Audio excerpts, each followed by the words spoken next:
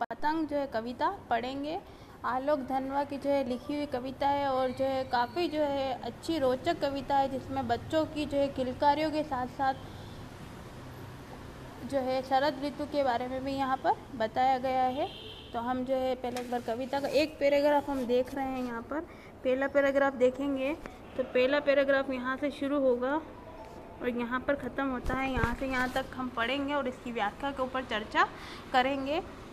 सबसे तेज बौछार गई, भादो गया सवेरा हुआ, खरगोश की आंखों जैसा लाल सवेरा, शरद आया फूलों को पार करते हुए, अपनी नई चमकीली साइकिल तेज चलाते हुए, घंटी बजाते हुए जोर जोर से, चमकीले इशारों से बुलाते हुए, पतंग उड़ाने वाले बच्चों के झुंड को चमकीले इशारों से बुलाते हुए और आकाश को इतना मुलायम बनाते हुए कि पतंग ऊपर उठ सके, दुनिया की सबसे हल्की और रंगीन चीज़ उड़ सके, दुनिया का सबसे पतला कागज़ उड़ सके, बाँस की सबसे पतली कमानी उड़ सके, कि शुरू हो सके सीटियों की किलकारियों और तितलियों की इतनी नाजुक दुनिया। ठीक है, तो यहाँ पर जो है हम पहले इसकी प्रसंग देखेंगे, जो है कविता के अंदर जो है क्या बोला गया है। तो हमेशा की तरह आप प्रसंग देखेंगे कि जो प्रस्तुत काव्यांश है वो हमारी पाठ्य पुस्तक आरोह भाग 2 में संकलित कविता पतंग से उद्धृत है। इस कविता के रचयिता आलोक धनवा हैं। प्रस्तुत कविता में कवि ने मौसम के साथ प्रकृति में आने वाले परिवर्तनों व बाल मन की सुलभ चेष्टाओं का सुलभ जो चित्रण है, सजीव चित्रण किया है। तो यहाँ पर जो है इस कविता की पैराग्राफ को पढ़ने से आप समझ गए होंगे कि एक तरफ बच्चा साइकिल चलाता हुआ आ रहा है, एक तरफ पतंग का झुंड है और शरद ऋतु और चमकीली सी धूप है, अलग सा एक माहौल है, थोड़ी थोड़ी बौछारें भी गिर रही है बारिश की, है ना, बरसात का मौसम है। तो यहाँ पर जो है एक अच्छा सा एक खूबसूरत सा जो है प्रकृति चित्रण भी हुआ है। तो जो है बाल मन की सुलभ चेष्टाओं के साथ जो है उसका सजीव चित्रण हुआ है, इसके बारे में हम देखेंगे। अब इसकी व्याख्या पे देखें। सबसे तेज बौछार गई, भादो गया सवेरा हुआ। कवि कहता है कि बरसात के मौसम में जो तेज बौछारें पड़ती हैं वे क्या हो गई, अब समाप्त हो गई है, और तेज बौछार और भादों की माह की विदाई के साथ साथ शरद ऋतु का क्या हो गया, आगमन हो गया। तो आपको समझ आया कि कवि क्या कह रहे हैं कि जो बरसात का मौसम है उसमें जो तेज बौछारें पड़ती है वो क्या हो गई, अब समाप्त हो गई है, और तेज बौछारें और भादो माह की यानी कि जो भादवा का जो महीना होता है उसकी जो है विदाई के साथ साथ ही क्या हो गया, शरद ऋतु का आगमन हो गया है। खरगोश की आंखों जैसा लाल सवेरा, शरद आया फूलों को पार करते हो। और अब जो है ये कह रहे हैं अब शरद का क्या फैल गया, प्रकाश फैल गया है। इस समय जो शरद ऋतु है उसके जो सवेरे में जो सूरज उगता है वो सूरज ऐसा लग रहा है जैसे खरगोश की आंखों की लालिमा होती है, और खरगोश की आंखें कैसे चमकती है, रेड एकदम चमकती है, वैसे जो है लालिमा आज के सूरज की शरद ऋतु के आगमन पे जो सूरज उग रहा है उसकी नजर आ रही है। अपनी नई चमकीली साइकिल तेज चलाते हुए, घंटी बजाते हुए, जोर जोर से चमकीले इशारों से बुलाते हुए, पतंग उड़ाने वाले बच्चों के झुंड को चमकीले इशारों से बुलाते हुए और आकाश को इतना मुलायम बनाते हुए कि पतंग ऊपर उठ सके। और अब ये यूँ कह रहे हैं कि कवि जो कह रहे हैं वो शरद का मानवीकरण करते हुए कह रहे हैं कि जो है वह अपनी नई चमकीली साइकिल, वह कौन, जो छोटे बच्चे हैं, वो अपनी चमकीली साइकिल को तेज गति से चला रहे हैं और जोर जोर से क्या कर रहे हैं, घंटी बजा रहे हैं, पुलों को पार कर रहे हैं। यानी कि जो है गांव का सुंदर चित्रण है कि पुल को पार करते हुए बच्चे तेज घंटी जो है बजा रहे हैं साइकिल की, और साइकिलिंग कर रहे हैं। आप भी करते हैं, सुंदर चित्रण है यहाँ पर, साइकिलिंग करने में सबको मजा आता है। तो बच्चे भी जो है साइकिल चलाते जा रहे हैं और उसके साथ साथ घंटी भी बजा रहे हैं। और उसके बाद वो क्या कर रहे हैं, वह अपने चमकीले इशारों से पतंग उड़ाने वाले बच्चों को झुंड को बुला रहे हैं, और जो है साइकिल चलाते चलाते जो पतंग उड़ा रहे हैं उन बच्चों को भी जो है साइकिल चलाने के लिए वो क्या कर रहे हैं, बुला रहे हैं। दुनिया की सबसे हल्की और रंगीन चीज़ उड़ सके, दुनिया का सबसे पतला कागज़ उड़ सके, बाँस की सबसे पतली कमानी उड़ सके, कि शुरू हो सके सीटियों, किलकारियों और तितलियों की इतनी नाजुक दुनिया। और दूसरे शब्दों में कवि कहना चाहते हैं कि शरद ऋतु के आगमन से क्या हो रहा है, एक उत्साह और उमंग का माहौल बन जाता है। कवि कहते हैं कि शरद ने आकाश को मुलायम कर दिया है, ताकि क्या हो सके, पतंग उड़ सके। क्योंकि बरसात के मौसम में तो पतंग उड़ाई नहीं जा सकती, बरसात हो रही है हम पतंग उड़ा रहे हैं, नहीं। जब खुला आकाश जो साफ सुथरा होता है तभी हम क्या करते हैं, पतंग उड़ाते हैं। तो जो है शरद ऋतु के आगमन से क्या हो गया, एक पतंग उड़ाने जैसा माहौल बन चुका है। दुनिया की सबसे हल्की और रंगीन चीज उड़ सके, ये जो पतंग है वो क्या है, कितनी हल्की होती है, रंगीन होती है, ताकि वो क्या कर सके, आसमान में उड़ सके। यानी बच्चे दुनिया के सबसे पतले कागज व बांस की सबसे पतली कमानी से बनी पतंग क्या कर सके, उड़ा सके। इन पतंगों को उड़ता देखकर बच्चे क्या कर रहे हैं, सीटियां बजा रहे हैं, किलकारियां मारने लगते हैं।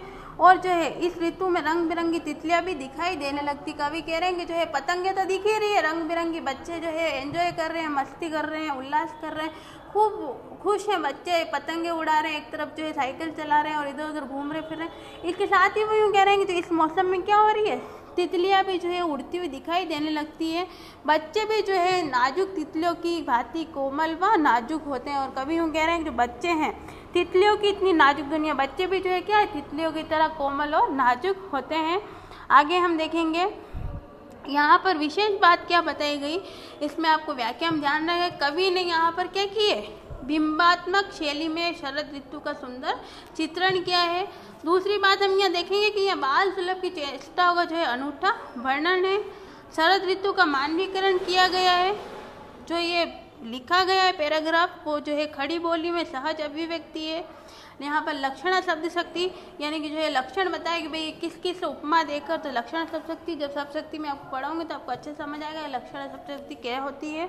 और जो शब्दावली है वो यहाँ पर जो है मिश्रित शब्दावली का प्रयोग किया गया है। तो आपको ये सारी पैराग्राफ को अच्छे से पढ़ना है कि किस प्रकार जो है एक सुंदर से जो है प्रकृति चित्रण, सजीव चित्रण का यहाँ पर वर्णन किया गया है। अगला जो वीडियो जो है आपका कविता का पैराग्राफ 2 नंबर का यहाँ से है। जन्म से ही वो अपने साथ लाते हैं कपास, पृथ्वी घूमती हुई आती है उनके बेचैन पैरों के पास। जब वे दौड़ते हैं बेसुध छतों को भी नरम बनाते हुए, दिशाओं को मृदंग की तरह बजाते हुए, जब वे पेट भरते हुए चले आते हैं दाल की तरह लचीले वेग से अक्सर, है ना। तो अपन को ये पढ़ना। इसके बाद ये कहाँ ख़त्म हो रहा है बताती हूँ मैं आपको। यहाँ तक धागे के सहारे तक आपका दूसरा पैराग्राफ है। तीसरा फिर यहाँ से शुरू होगा पतंगों के साथ साथ। आगे देखें, छतों के खतरनाक किनारों तक उस समय गिरने से बचाता है उन्हें, सिर्फ उनके ही रोमांचित शरीर का संगीत। पतंगों की धड़कती ऊंचाइयाँ उन्हें थाम लेती है महज एक धागे के सहारे। ठीक है, आपको ये ध्यान रखना है। ठीक है, अब हम इसकी व्याख्या देखते हैं। व्याख्या में वही अपन को पढ़ना है कि प्रस्तुत पद्य काव्यांश जो है हमारी पाठ्य पुस्तक आरोह भाग 2 में संकलित कविता पतंग से उद्धृत है। इस कविता का रचयिता जो है आलोक धनवा है। ठीक है, आपको ध्यान रखना है। प्रस्तुत कविता में कवि ने प्रकृति में आने वाले परिवर्तनों व बाल मन की सुलभ चेष्टाओं का सजीव चित्रण किया। ये प्रसंग हो गया। अब हम इसकी व्याख्या पे चर्चा करें। जन्म से ही वे अपने साथ लाते हैं कपास, पृथ्वी घूमती हुई आती है उनके बेचैन पैरों के पास, जब वे दौड़ते हैं बेसुध। अब कवि कहते हैं कि बच्चों का शरीर कोमल होता है, वे ऐसे लगते हैं मानो कपास की नरमी लोच आदि लेकर पैदा हुए। कपास क्या है, रुई। आपको पता है रुई कितनी नरम होती है, सॉफ्ट होती है ना। तो उसी की तरह जो है बच्चों के बारे में कहा जा रहा है कि बच्चों का जो जन्म हुआ है मानो ऐसा लग रहा है कि कपास की नरमी लोच आदि लेकर जो है वो पैदा हुए हैं। जब वे दौड़ते हैं बेसुध छतों को भी नरम बनाते हुए।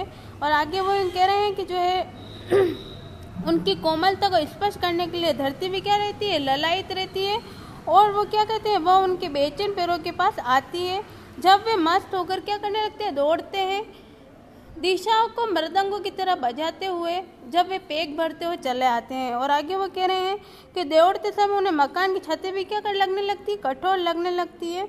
उनके पैरों से छतों की छतें भी क्या हो जाती है, नरम हो जाती है। देखिए कितनी गहरे वाली बात है कि छतें तो कठोर है लेकिन बच्चों के पैरों से क्या हो रही है, कवि कह रहे हैं कि छतें भी क्या हो रही है, नरम हो जाती है।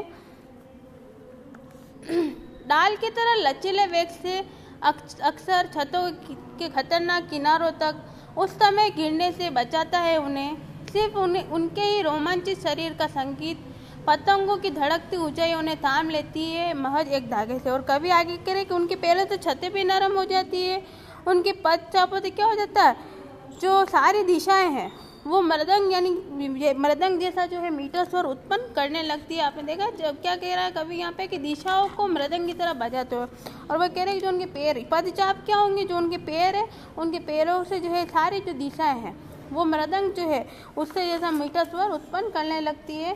और वो पतंग उड़ाते हुए क्या होते हैं, इधर उधर झूले की पेग की तरह आगे पीछे आते जाते हैं। आपको पता है पतंग उड़ाते तो कभी आगे आते कभी पीछे आते कभी ऊपर जाते हैं, है ना। तो पतंग की तरह वो क्या करते हैं, अपने पैरों को आगे पीछे करते रहते हैं। उनके शरीर में जो है डाली की तरह जो है लचीलापन होता है, यानी कि जो पेड़ की डाली हो कैसे हिलती है ऊपर नीचे होती है हवा के साथ, वैसे ही लचीलापन जो है पतंग उड़ाते समय उनके शरीर में दिखाई देने लगता है। छतों के खतरनाक किनारों तक उस समय गिरने से बचाता है उन्हें। और आगे कभी कह रहे हैं कि जो खतरनाक किनारा है छत का, है ना, पतंग उड़ाते समय छतों खतरनाक किनारे तक क्या करते हैं, आ जाते हैं। देखिए इसमें भी क्या रहे, उड़ाते उड़ाते ऊपर चढ़ गया और डोली के ऊपर से जो है किनारे पे पतंग उड़ाने लगा है वो, तो किनारों तक आते हैं। यहाँ उन्हें कोई बचाने नहीं आता, अपितु उनका शरीर का रोमांच ही उन्हें बचाता है। वे खेल के रोमांच के सहारे खतरनाक जगहों पर भी पहुंच जाते हैं। और आगे कभी कह रहे हैं कि जो खेल के जो रोमांच है उसके बल पर भी वो कहाँ पहुँच जाते हैं, खतरनाक जगहों पर भी पहुँच जाते हैं। इस समय उनका सारा ध्यान पतंग की डोर के सहारे थाम लिया जाता है, और जो है सारा ध्यान कहाँ उनके उस पतंग की डोर के ऊपर लगा रहता है। तो कभी यहाँ पर जो है बच्चे को नाजुक कोमल कपास की तरह बता रहे हैं, और जो है पतंग उड़ाते हुए का बात बता रहे हैं कि वो कभी पतंग उड़ाते हुए आगे जाता है कभी पीछे आता है, और पतंग के समय चारों दिशाओं में जैसे मृदंग का शोर हो जाता है। बच्चे क्या करते हैं, शोरगुल करते हैं, चारों दिशाओं में आवाज़ गूंजने लगती है। और खूब जब पतंग कटती है तब कितना जो है खुश होते हैं, किसी की पतंग को काट के और पतंग लूटते हैं। तो बहुत सारी पतंग के संबंधित जो है बातें आपको पता है। तो यहाँ पर भी कभी वही कह रहे हैं, और पतंग उड़ाते उड़ाते उनको यही नहीं पता चलता कब वो ऊपर चढ़ जाते हैं और कभी नीचे उतर जाते हैं, और खतरनाक स्थितियों का वो सामना करते रहते हैं। यहाँ पर जो विशेष बात है, कवि ने बच्चों की जो है चेष्टाओं का क्या किया, मनोहरी वर्णन किया है। यहाँ पर जो है मानवीकरण, अनुप्रास और उपमा आदि अलंकारों का जो है सुंदर चित्रण किया गया है। इसके साथ ही यहाँ पर खड़ी बोली में भावानुकूल सहज अभिव्यक्ति हुई है, और जो यहाँ की शब्दावली वो मिश्रित शब्दावली है। और आपको ये भी ध्यान रखें जो पतंग को जो है कल्पना के रूप में कवि ने चित्रित किया है, क्योंकि तो यहाँ पर जो है कल्पना जो है जो वास्तव में होता है, लेकिन कवि ने क्या है उसको कल्पना के रूप में यहाँ पर चित्रित करने की कोशिश की है। तो तीसरा पैराग्राफ यहाँ से है, पतंगों के साथ साथ वे भी उड़ रहे हैं अपने रंध्रों के सहारे। अगर वे कभी गिरते हैं छतों के खतरनाक किनारों से और बच जाते हैं तब तो और भी निडर होकर सुनहले सूरज के सामने आते हैं। पृथ्वी और भी तेज घूमती हुई आती है उनके बेचैन पैरों के पास, है ना। तो यहाँ पर कवि क्या कह रहे हैं कि जो है पतंगे उड़ रही है उनके रंध्रों के सहारे, है ना, और जो है अगर वो गिरने लगते हैं तो वो फिर से बच जाते हैं, क्योंकि उनका शरीर क्या है, लचीला है। और वो निडर होकर क्या करते हैं, यानी कि जो है सुनहरा जो भी सूरज है चमकती हुई किरणें के सामने आने लगते हैं, यानी कि सूरज को भी क्या करती है, उनकी आंखें जो है उनकी जो निडरता है वो जो है परास्त करने लगती। पृथ्वी और जो है तेज होकर घूमने लगती। भाई इतने जो है बच्चे चंचल हैं कि उनकी चंचलता कारण जो है सूरज भी क्या है टिक नहीं पा रहा है, और उनके बेचैन पैरों के पास जो है पृथ्वी आने लगती। अब इसका हम व्यवस्थित जो है एक बार पढ़ लेते हैं कि प्रसंग देखेंगे हम इसको। तो जो है आप हमेशा की तरह लिखेंगे, प्रस्तुत काव्यांश हमारी पाठ्य पुस्तक आरोह भाग 2 में संकलित कविता पतंग से उद्धृत है। इस कविता के रचयिता आलोक धनवा है। इस कविता में कवि ने प्रकृति में आने वाले परिवर्तनों व बाल मन की सुलभ चेष्टाओं क्या क्या सजीव चित्रण किया है। तो ये आपको ध्यान रखना है। अब हम इसकी व्याख्या पढ़ेंगे। पतंगों के साथ साथ वे भी उड़ रहे हैं अपने रंध्रों के सहारे। तो कवि कहते हैं कि आकाश में अपनी पतंगों को उड़ता देखकर बच्चों के मन भी क्या हो रहे हैं, आकाश में उड़ क्या हो रहा है, बच्चों का मन भी जो है आकाश में पतंगों के साथ में उड़ रहा है। उनका जो शरीर के जो रोए हैं, है ना, वो भी क्या कर रहे हैं, संगीत उत्पन्न कर रहे हैं। रंध्र क्या हो गए, रोए जो है उनके शरीर के, वो भी क्या कर रहे हैं, संगीत उत्पन्न कर रहे हैं। यानी कि जो है उनका मन जो है हर्षोल्लास से खूब खुश है वो, और खुशी से वो क्या कर रहे हैं, इधर उधर कूद रहे हैं पतंग उड़ाते समय। और खूब जो है मस्ती से जो है उनका शरीर ऊर्जावान हुआ है। तो कवि यहाँ पर सीधा से कहते हैं कि आकाश में अपनी पतंगों को उड़ता देखकर बच्चों के मन भी क्या है, आकाश में उड़ रहे हैं, उनके शरीर में रोए भी संगीत उत्पन्न कर रहे हैं तथा वे भी क्या कर रहे हैं, आकाश में उड़ रहे हैं। अगर वे कभी गिरते हैं छतों के खतरनाक किनारों से और बच जाते हैं तब तो, और वो कह रहे हैं कि अगर वो कभी कभार छतों के किनारों से गिर जाते हैं, लेकिन उनका जो परंतु क्या है, उनका जो शरीर है लचीलेपन के कारण वो क्या हो जाता है, बच जाते हैं। यानी गिरते गिरते भी वो अपने लचीलेपन शरीर के कारण क्या हो जाते हैं, बच जाते हैं, और कभी तो गिर ही जाते हैं, हादसा हो ही जाता है। और भी निडर होकर सुनहले सूरज के सामने आते हैं, पृथ्वी और भी तेज घूमती हुई आती है उनके बेचैन पैरों के पास। और कवि कह रहे हैं कि उस समय उनके मन का भय क्या हो जाता है, निडर मतलब जो निडर यानी कि जो है ताकतवर हो जाते हैं, और जो है भय जो है उनका समाप्त हो जाता है, और अति उत्साह के साथ वह सुनहरे सूरज के सामने फिर आते हैं। और दूसरे शब्दों में अगली सुबह फिर पतंग उड़ाते हैं, उनकी गति और अधिक तेज हो जाती है। यानी कि जो है रोज रोज पतंग उड़ाए जाते हैं, वो एक दिन उड़ाते हैं और दूसरे दिन फिर जो है वही पतंग की जो है खूबसूरती उनके मन में होती है, वही पतंग उड़ाने का लहजा, वही पतंग उड़ाने की धुन उनमें सवार रहती है। पृथ्वी और तेज गति से उनके बेचैन पैरों के पास आती है, और जो है पृथ्वी वापस से जो है उसी जो है परिक्रमा करती हुई उसी दौरान में, जैसे रोज की जो कहानी है उसी तरह पृथ्वी का जो है प्रकृति अपना आप में कोई परिवर्तन नहीं करती, तो पृथ्वी उसी तरह से घूमती हुई रोज की तरह उनके पैरों पर आती है। तो यहाँ पर जो विशेष बताया गया है, तो विशेष ये बात बताई गई, लिखेंगे अपन, बच्चे खतरों का सामना करके और भी साहसी बनते हैं, और इस भाव की अभिव्यक्ति यहाँ पर हुई है। दूसरा यहाँ पर जो है दृश्य बीम का जो है वर्णन किया है, कविता की खड़ी बोली और सहज अभिव्यक्ति है, भाषा में क्या है, लाक्षणिकता है। तो ये हमारा जो है आज पतंग वाला पार्ट भी ख़त्म हो चुका है। इसकी व्याख्या मैं आपको PDF के रूप में दे दूँगी, इसके प्रश्न उत्तर भी मैं आपको सेंड कर दूंगी, सारे प्रश्न उत्तर आपको करने हैं। तो आपको जो है अच्छे से जो है इस पाठ को समझना है, करना है, क्योंकि हमारे लिए आलोक धनवा जी का पतंग पाठ महत्वपूर्ण है। पूरा पाठ आप अच्छे से पढ़ेंगे और इसको अपनी कॉपी में भी नोट डाउन करेंगे।